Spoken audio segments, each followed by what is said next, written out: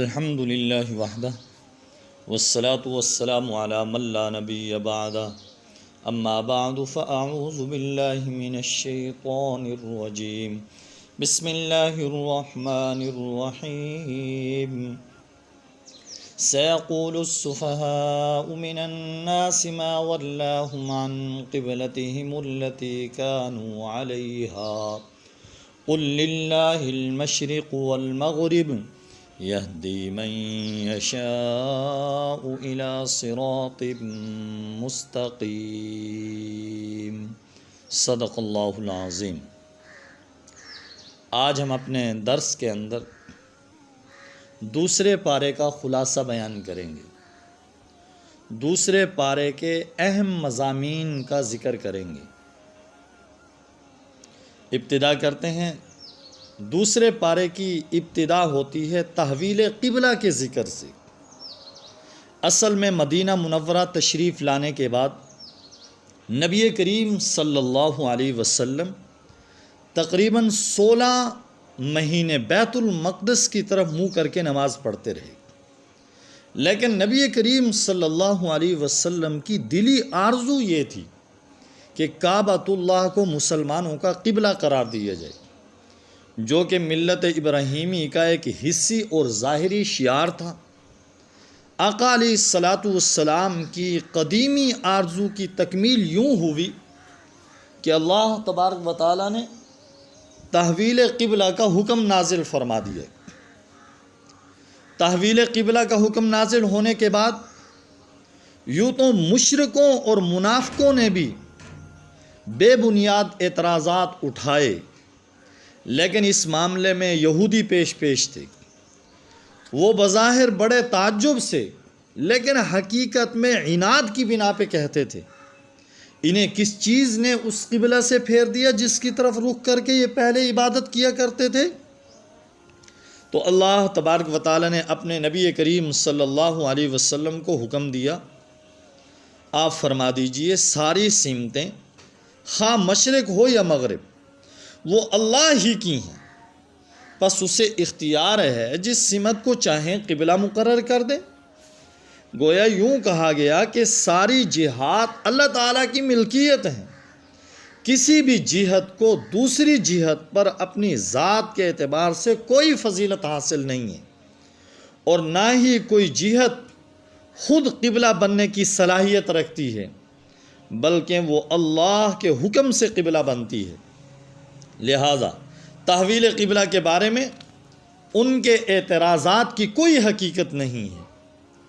یوں بھی اصل اہمیت کسی جہت کی طرف توجہ کرنے کو نہیں، بلکہ اصل اہمیت اللہ تبارک و تعالیٰ کی طرف توجہ کو حاصل ہے۔ اور ان آیات کے مطالعے سے اللہ تبارک و تعالیٰ کے ساتھ آقا علیہ الصلاۃ والسلام کا حسن ادب بھی ظاہر ہوتا ہے کہ میرے آقا شدت اشتیاق اور وحی کے انتظار میں بار بار آسمان کی طرف اپنی مبارک نگاہیں تو اٹھاتے تھے، لیکن تحویل قبلہ کا سوال نہیں کرتے تھے کہ شاید اللہ جل شانہ کا فیصلہ اور اس کی رضا عدم تحویل قبلہ میں ہی ہو۔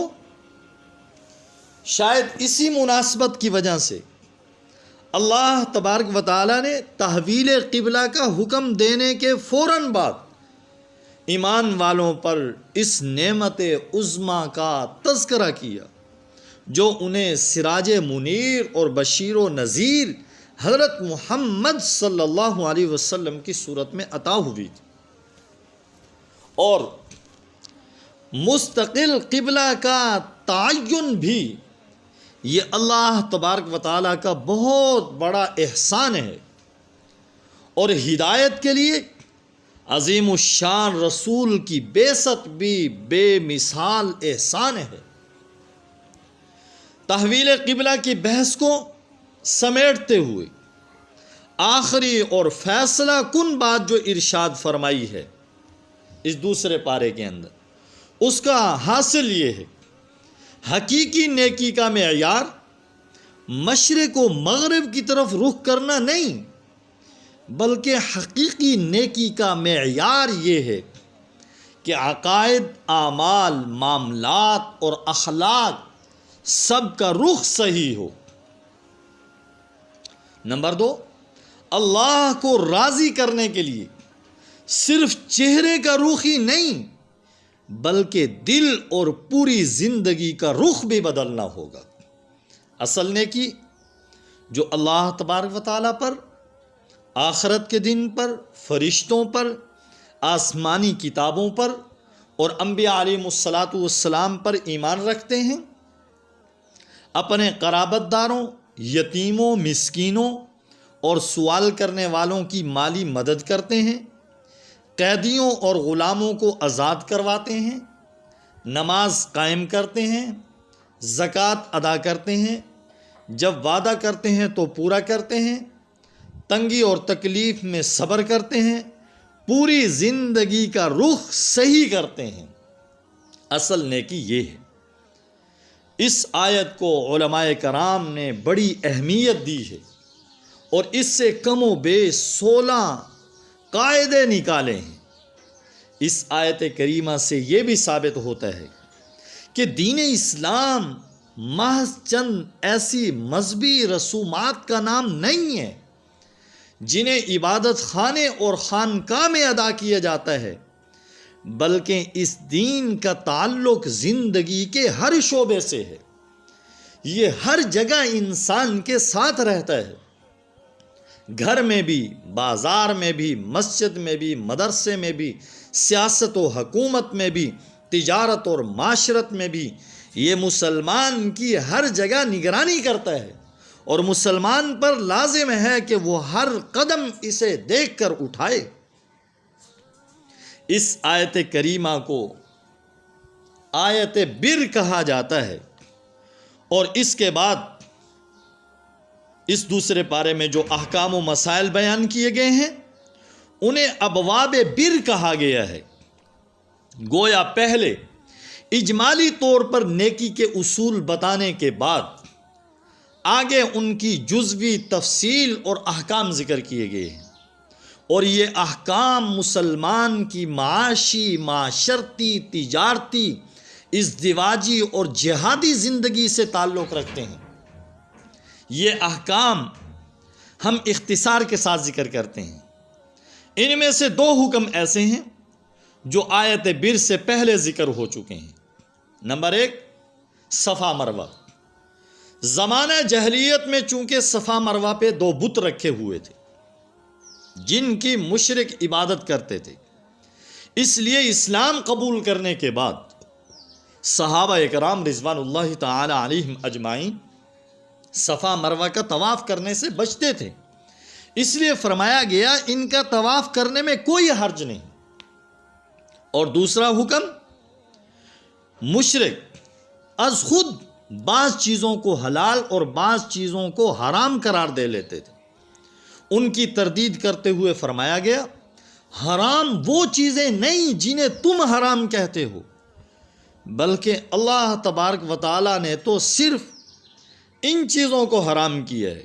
نمبر 1 مردار، نمبر 2 بہتا ہوا خون، نمبر 3 خنزیر کا گوشت، نمبر 4 ہر ایسا جانور جس پر اللہ تبارک و تعالیٰ کے سوا کسی اور کا نام پکارا گیا ہو، لیا گیا ہو ذبح کے وقت۔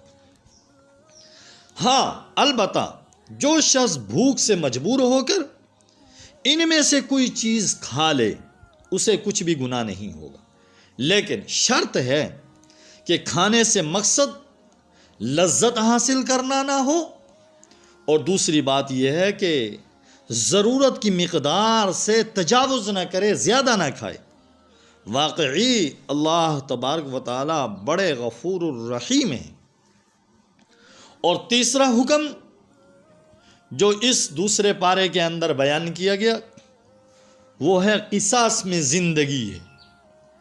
شریعت اسلام کی بنیاد عدل پر ہے، اسی لیے مسلمانوں پر قصاص فرض کیا گیا، یعنی مقتول کے بدلے قاتل کو بھی قتل کیا جائے گا، چاہے مقتول اور قاتل کے درمیان سماجی، خاندانی، مالی اور جسمانی اعتبار سے کتنا ہی تفاوت اور فرق کیوں نہ ہو، قصاص میں زندگی ہے، قاتل کی بھی اور مقتول کی بھی۔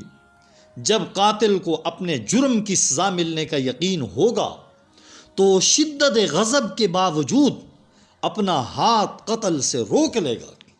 اس کے رک جانے سے مقتول اور قاتل دونوں، بلکہ ان کا خاندان بھی قتل و قتال سے بچ جائے گا۔ اسلام نے قتل کی سزا میں رحمت اور عدل دونوں چیزوں کو جمع کر دیے ہے۔ مقتول کے اولیاء اور ورثاء اگر قصاص کا مطالبہ کریں تو یہ عدل ہوگا، اور اگر معاف کر دیں یا دیت لینے پہ راضی ہو جائیں تو یہ فضل و احسان اور رحمت ہوگی۔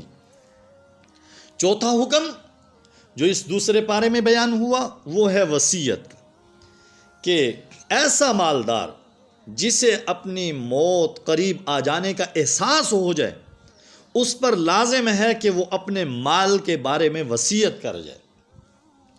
پانچواں حکم جو دوسرے پارے میں بیان ہوا وہ ہے روزے کا مقصد کیا ہے۔ ہر عاقل بالغ مسلمان پر روزے فرض ہیں۔ روزے اگر واقعی تمام آداب کا لحاظ رکھتے ہوئے رکھے جائیں تو انسان میں تقوی پیدا کرنے کے ساتھ انسانی احساسات کو بھی بیدار کرتے ہیں۔ اس کے ساتھ ساتھ رمضان المبارک کی فضیلت بیان کی گئی کہ جس مہینے میں روزے فرض کیے گئے ہیں اسے یہ خصوصیت اور فضیلت بھی حاصل ہے کہ اس مہینے میں قرآن جیسی عظیم الشان کتاب نازل ہوئی۔ مسافروں اور بیماروں کو روزہ چھوڑنے اور قضا کرنے کی اجازت ہے۔ دوسرے پارے کے اندر چھٹا حکم رمضان اور مباشرت کا ہے کہ رمضان کی راتوں کے اندر بیوی کے ساتھ جماع جائز ہے، لیکن رمضان المبارک کے دن میں نہیں، روزے کے ساتھ۔ نمبر 2، لیکن اعتکاف کی حالت میں بیوی کے ساتھ جماع نہ رات کو جائز ہے نہ دن میں جائز ہے۔ ساتواں حکم جو دوسرے پارے میں بیان ہوا وہ ناجائز کمائی کے بارے میں ہے کہ کسی بھی باطل اور ناجائز طریقے سے مال کمانا جائز نہیں ہے، خواہ وہ جوا ہو یا چوری ہو، ڈاکہ ہو، غصب ہو، رشوت ہو، سودی کاروبار ہو یا خرید و فروخت کا کوئی بھی ناجائز طریقہ ہو، اس طرح مال کمانا جائز نہیں ہے۔ آٹھواں حکم جو دوسرے پارے میں بیان ہوا وہ ہے قمری تاریخ کے متعلق۔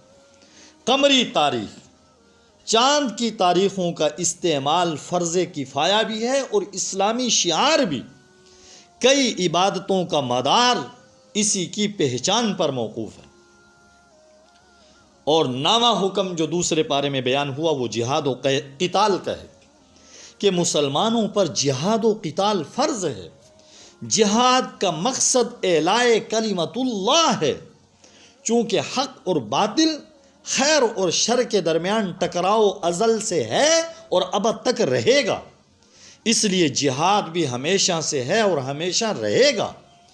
مسلمانوں پہ لازم ہے کہ وہ جہاد کے لیے ہمیشہ تیار رہیں اور دشمن کے سامنے کمزوری ظاہر نہ کریں، ورنہ جرم ضعیفی کی سزا مرگ مفاجات کے سوا کچھ نہیں ہوگی۔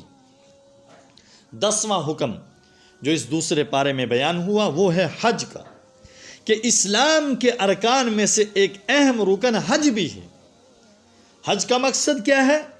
اللہ تبارک و تعالی چاہتے ہیں کہ پوری دنیا سے مسلمان سال میں ایک مرتبہ مساوات اور برابری کا عملی مظاہرہ کرتے ہوئے بلد حرام میں جمع ہوں اور وہاں اس کے بتائے ہوئے طریقے کے مطابق حج کے مناسک اور اعمال اور افعال ادا کریں۔ حج کا احرام چند مخصوص مہینوں میں باندھا جاتا ہے، البتہ عمرہ پورے سال میں کسی بھی وقت کیا جا سکتا ہے۔ حج کے دنوں میں تجارت اور خرید و فروخت جائز ہے۔ ساتھ ساتھ زمانہ جاہلیت میں مشرکوں نے بہت ساری رسوم اور بدعات کا اضافہ کر لیا تھا، ان کا ذکر کیا۔ پہلی بدعت یہ تھی کہ قریش مزدلفہ میں ہی ٹھہر جاتے اور میدان عرفات میں جانا اپنی توہین سمجھتے تھے۔ انہیں حکم دیا گیا وہ بھی عام لوگوں کی طرح عرفات جا کر واپس آئیں اور اپنے لیے کوئی الگ تشخص قائم نہ کریں، تشخص ثابت نہ کریں۔ اور دوسری بدعت ان کی یہ تھی کہ مشرک مینا میں جمع ہو کر اپنے آباء و اجداد، اپنے بڑوں کے مفاخر بیان کیا کرتے تھے، فخریہ چیزیں بیان کر کے اپنے آپ کو بڑا بتلایا کرتے تھے۔ انہیں حکم دیا گیا وہ اپنے آباء و اجداد کی بجائے اللہ کا ذکر کریں۔ 11واں حکم جو اس دوسرے پارے میں بیان ہوا وہ ہے انفاق فی سبیل اللہ کا۔ بتلایا گیا ہے کہ اہمیت اس بات کو حاصل نہیں کہ کیا خرچ کیا جاتا ہے، اصل اہمیت اس بات کو ہے کہ کہاں خرچ کیا جاتا ہے اور کس نیت سے خرچ کیا جاتا ہے۔ لہٰذا اللہ کے دیے ہوئے جان و مال کو صحیح مصرف پر خرچ کرنا ضروری ہے۔ 12واں حکم جو دوسرے پارے میں بیان ہوا وہ مرتد کی سزا ہے کہ جو شخص مرتد ہو جائے، نعوذ باللہ، یعنی دین اسلام سے پھر جائے، اس کے سارے اعمال باطل اور ضائع ہو جاتے ہیں اور وہ جہنم کا حقدار ہو جاتا ہے، اور دنیا میں اس کی سزا یہ ہے کہ اگر وہ سمجھانے کے باوجود باز نہ آئے تو اسے قتل کر دیا جائے۔ 13واں حکم جو دوسرے پارے میں بیان ہوا وہ شراب اور جوئے کا ہے کہ شراب اور جوئے میں اگرچہ ظاہری اور مادی منافع ہیں، لیکن ان میں جسمانی، عقلی، مالی، اخلاقی اور معاشرتی اعتبار سے جو نقصانات ہیں وہ منافع کے مقابلے میں کہیں زیادہ ہیں۔ رسول اکرم صلی اللہ علیہ وسلم نے شراب کو ام الخبائث یعنی خباثتوں اور گناہوں کی جڑ قرار دیا ہے۔ اور 14واں حکم جو اس دوسرے پارے میں بیان ہوا ہے وہ ازدواجی زندگی کے متعلق ہے۔ بعض اجتماعی بیماریوں کی نشاندہی کے بعد خاندانی مسائل بیان کیے جا رہے ہیں، کیونکہ خاندان ہی ایک اچھے معاشرے کی بنیاد بنتا ہے۔ ان مسائل کی ابتدا ازدواجی تعلقات سے کی جا رہی ہے۔ اس سلسلے میں پہلا حکم یہ دیا گیا کہ مشرک مرد و عورت سے نکاح کا، کہ مشرک مردوں اور عورتوں سے کسی صورت میں بھی نکاح جائز نہیں۔ دوسرا حکم، ہاں البتہ اہل کتاب عورت سے مسلمان مرد کا نکاح ہو سکتا ہے۔ تیسرا حکم فرمایا بہتر یہی ہے کہ کتابیہ عورت کے ساتھ نکاح کی بجائے کسی مسلمان عورت کے ساتھ نکاح کیا جائے، اس کو ترجیح دی جائے۔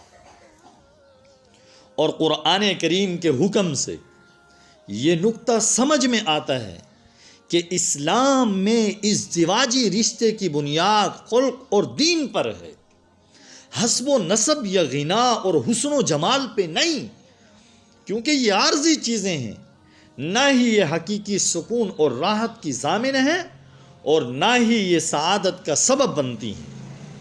البتہ ازدواجی زندگی کے سفر میں نیک اور خوف خدا رکھنے والا ساتھی سفر کے بہت سارے مراحل کو آسان کر دیتا ہے۔ اس لیے ہمارے آقا امام الانبیاء سرکار دو عالم صلی اللہ علیہ وسلم نے نیک خاتون کو، نیک عورت کو قیمتی خزانے سے تعبیر کیے ہے۔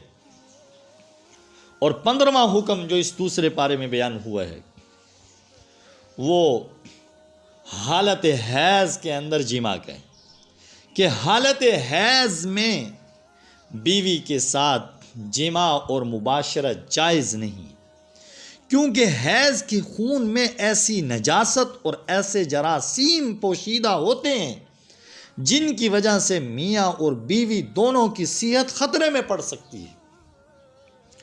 دوسری بات فرمائی، ہاں البتہ اس حالت میں بوس و کنار، اٹھنے بیٹھنے اور اکٹھا کھانے پینے کی اجازت ہے، جبکہ یہودی حیض کی حالت میں ان چیزوں کی بھی اجازت نہیں دیتے تھے، اور نصارہ حالت حیض میں جماع کرنے کو بھی برا نہیں سمجھتے تھے۔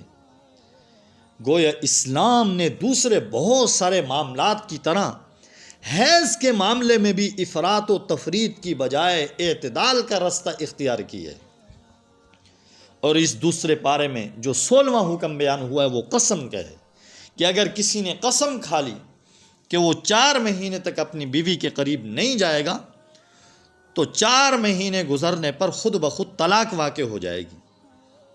البتہ اگر اس نے رجوع کر لیا تو نکاح باقی رہے گا، لیکن قسم کا کفارہ اس پر لازم ہوگا۔ 17واں حکم جو اس دوسرے پارے میں بیان ہوا ہے وہ ہے طلاق کا۔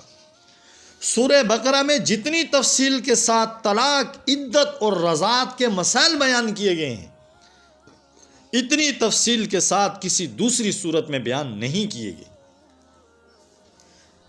اس سلسلے میں یہ جان لیں کہ اللہ تبارک و تعالیٰ کی نظر میں طلاق کے قابل نفرت ہونے کے باوجود مخصوص حالات اور مجبوریوں کی بنا پر طلاق کی اجازت دی گئی ہے، کیونکہ بعض اوقات میاں بیوی میں سے کوئی ایک ایسا ہوتا ہے جو اپنی بد اخلاقی، بد کرداری اور باغیانہ رویے کی وجہ سے گھر کو جہنم بنا دیتا ہے، جہاں سکون نام ہوتا ہی نہیں ہے۔ ایسی صورت میں طلاق کے سوا کوئی چارہ ہی نہیں رہتا۔ اسلام نے طلاق کی اجازت دینے کے ساتھ اس میں بہت ساری اصلاحات بھی کی ہیں۔ نمبر 1، زمانہ جاہلیت میں طلاق کی کوئی حد مقرر نہیں تھی، 100 طلاقیں دے کر بھی رجوع کر لیا کرتے تھے۔ اسلام نے 3 سے زائد طلاقوں کی اجازت نہیں دی۔ دوسری بات، 1 طلاق کے بعد رجوع ہو سکتا ہے، 2 طلاقوں کے بعد بھی رجوع کیا جا سکتا ہے، لیکن 3 طلاق کے بعد، تیسری طلاق کے بعد رجوع کی کوئی صورت باقی نہیں رہتی۔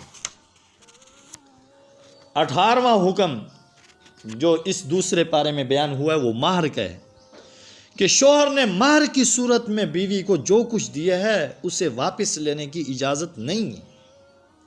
البتہ خلع کی صورت میں اجازت ہے۔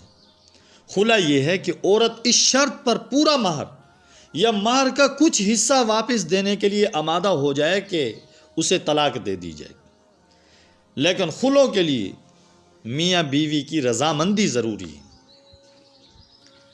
19واں حکم جو دوسرے پارے میں بیان ہوا ہے وہ حلالے کا ہے کہ اگر طلاق یافتہ عورت کسی دوسرے مرد سے نکاح کر لے لیکن کسی وجہ سے اس کے ساتھ بھی نباہ نہ ہو سکے تو وہ اس سے طلاق لینے کے بعد، عدت گزارنے کے بعد پہلے شوہر سے نکاح کر سکتی ہے۔ اسے حلالہ کہا جاتا ہے۔ آج کل حلالہ کے نام پہ جو ڈرامہ کیا جاتا ہے اس کے کرنے والے اور کروانے والے دونوں پر حدیث پاک میں لعنت کی گئی۔ 20واں حکم جو اس دوسرے پارے میں بیان ہوا ہے وہ رجوع کا ہے کہ طلاق کے بعد عورت کو صرف تکلیف سے دوچار کرنے کے لیے رجوع کرنا جائز نہیں ہے۔ 21واں حکم جو دوسرے پارے میں بیان ہوا ہے وہ رضاعت کا ہے۔ اسلام چونکہ عدل اور احسان کا دین ہے جو کسی پر بھی ظلم کی اجازت نہیں دیتا، خواہ بچہ ہو یا بڑا ہو، مرد ہو یا عورت ہو، اس لیے اسلام نے دودھ پیتے بچوں کے بھی حقوق بیان کیے ہیں۔ آج تو پوری دنیا میں ڈھنڈورا پیٹا جا رہا ہے کہ ماں کے دودھ کا کوئی نعم البدل نہیں، مگر اسلام نے اس وقت ماؤں کو اپنے بچوں کو دودھ پلانے کا حکم دیا تھا جب پوری دنیا جہالت کی تاریکی میں ڈوبی ہوئی تھی اور ماں کے دودھ کی افادیت کسی کو معلوم ہی نہیں تھی۔ اگر بالفرض میاں بیوی میں جدائی ہو جائے تو بھی دودھ پیتے بچے کی پرورش اور اسے دودھ پلانے کا زیادہ حق ماں ہی کو حاصل ہے۔ طلاق اور جدائی کی سزا اس معصوم بچے کو دینا جائز نہیں ہے۔ 22واں حکم جو دوسرے پارے میں بیان ہوا وہ عدت کا ہے کہ طلاق ہو جائے یا شوہر کی وفات کا ثانیہ پیش آ جائے، دونوں صورتوں میں عورت پر عدت لازم ہے۔ طلاق کی عدت، طلاق کی صورت میں عورت کی عدت کی مدت 3 حیض ہے، اور وفات کی عدت کہ شوہر کی وفات ہو جائے تو اس صورت میں عورت کی عدت کی مدت 4 مہینے اور 10 دن ہے۔ 23واں حکم جو دوسرے پارے میں بیان ہوا ہے وہ عدت کے زمانے میں پیغام نکاح کا حکم ہے۔ جو عورت عدت کے زمانے میں ہو، عدت گزار رہی ہو، اس سے نکاح کے بارے میں عہد و پیمان لینا منع ہے، البتہ دل میں خواہش رکھنے اور اشارہ کنایہ میں اپنی خواہش کے اظہار کی اجازت ہے۔ 24واں حکم جو دوسرے پارے میں بیان ہوا وہ جہاد کا ہے۔ خاندان اور معاشرہ کی اصلاح اپنی جگہ بے حد اہمیت رکھتی ہے، لیکن اس کے لیے حق اور حق کے انصار و اعوان اور ان کے مددگاروں کی بقا ضروری ہے۔ جہاد کا مقصد حق اور حق کے علم برداروں کی بقا ہے، اس لیے قرآن کریم میں جہاد پر بڑا زور دیا گیا۔